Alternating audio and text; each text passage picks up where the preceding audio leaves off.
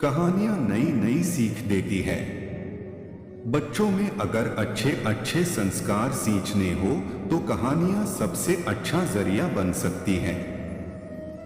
आज की कहानी आपको थोड़ा भावुक कर सकती है, क्योंकि आज आप एक इमोशनल कहानी आपके साथ साझा कर रहा हूं। हाँ, इमोशन करने के साथ एक बहुमूल्य बोध भी आप इस कहानी से सीख सकते हैं, इसलिए इसे पूरी जरूर पढ़िएगा।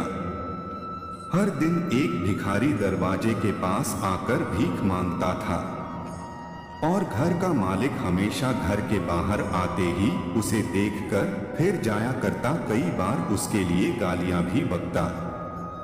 वो कहता, तू जिंदा ही क्यों है?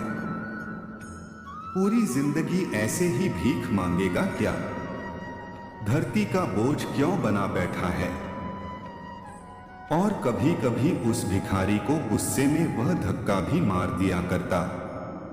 इतना कुछ हो जाने के बावजूद अधिकारी के मुंह से सिर्फ यही निकलता कि भगवान भगवान तुम्हारे पापों को माफ करे।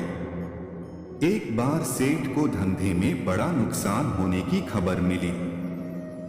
सेठ बहुत परेशान था कि तभी उसके दरवाजे पर वही भिखारी आया। गुस्से में अपना आपा खोते हुए सेठ ने उस भिखारी को पत्थर दे मारा। पत्थर लगने के कारण भिखारी का सर फूट गया और उसके सर से खून बहने लगा।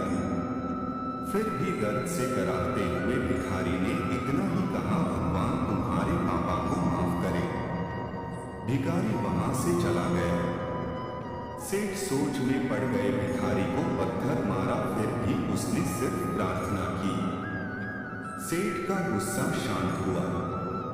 शेर का मन शांत हुआ भिखारी का रहस्य जानने के लिए। सेठ ने भिखारी का पीछा करना शुरू कर दिया। भिखारी जहां जहां जाता सेठ उसके पीछे जाता। सेठ ने देखा कि कोई उसको खाना देता, कोई उसको मारता, कोई अपमानित करता तो कोई गाली देता।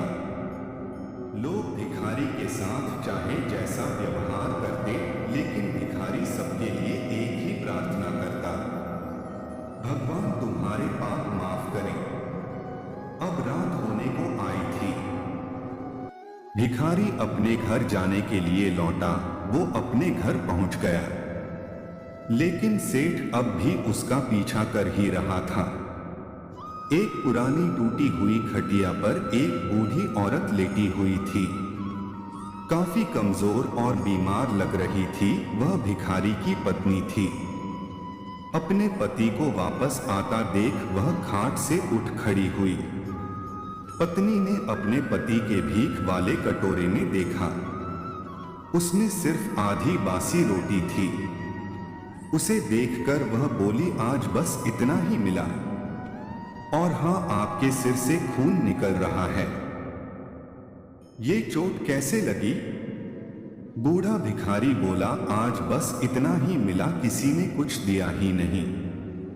सबने गालियां दी और एक नए पत्थर भी फेंकना, इसीलिए मेरा सर फट गया। एक गहरी ठंडी सांस लेकर बूढ़ा भिखारी फिर से बोला, यह मेरे ही पापों का फल है। तुम्हें याद है कुछ सालों पहले हम कितने अमीर थे? क्या कुछ नहीं था? हमारे पास हर चीज जरूरत से ज्यादा थी, लेकिन हमने कभी दान नहीं किया। और उससे भी बुरा हमने उस अंधे भिखारी के साथ किया जो हमारे द्वार पर भीख मांगने आया करता था। बूढ़ी पत्नी की आंखों में आंसू आ गए। वह बोली, हां, हम उस बेचारे अंधे के साथ बहुत बुरा करते थे, उसका अपमान करते थे, उसे खाने के लिए रोटी की जगह कागज दिया करते, उसका मजाक उड़ाया करते और कभी कभी मारा भी करते। मैंने कभी उसको रास्ता नहीं दिखाए। एक बार मैंने उसके मुंह पर मिट्टी भी फेंकी थी और वह हमेशा दुखी होकर यही कहता कि भगवान तुम्हें तुम्हारे किए की सजा देगा, भगवान तुम्हारे पापों की सजा जरूर देगा। उसका श्राप सच हुआ और हम इस दुख भरी जिंदगी में आ गए। भिखारी बोला, हाँ उसका श्राप सच हुआ, इसलिए मैं किसी को बद्दुआ नहीं देता, चाहे कोई मेरे साथ कैसा भी बर्ताव करे। मैं हमेशा उसके लिए प्रार्थना करता हूँ। मैं नहीं चाहता कि कोई भी हमारे जैसे जिंदगी का अनुभव करे, किसी को भी हमारे जैसे दुखों का सामना करना पड़े। वो नहीं जानते कि वह कितना बड़ा पाप कर रहे हैं, इसलिए अनजाने में हुए पाप की ऐसी सजा किसी को भी मिले मैं नहीं चाहता। सेठ वहीं पर झुककर यह सारी बातें सुन रहा था।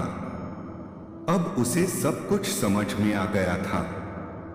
भिखारी और उसकी पत्नी ने वह आधी रोटी मिल बांट कर खाई और भगवान को धन्यवाद बोलकर सो गए।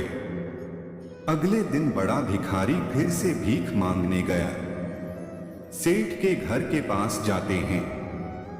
सेठ ने पहले से गरम रोटियां उसके लिए निकाल कर रखी थी। उसे देते हुए सेठ विनम्रता से बोला, माफ कर दीजिए बाबा, उसे बहुत बड़ी गलती हो गई। बूढ़ा भिखारी बोला, भगवान तेरा भला करे। इतना कहकर वह आगे निकल गया। इस कहानी से जो सीख लेने लायक है वह बड़ी ही सिंपल है कि आदमी चाहे किसी के बारे में बुरा कहे या भला करे, लेकिन भगवान सिर्फ कर्म के हिसाब से उसको फल देता है।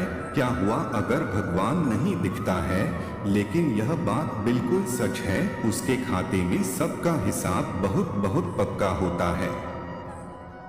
इसलिए जब किसी के लिए कुछ भी करो तो अच्छा ही करो।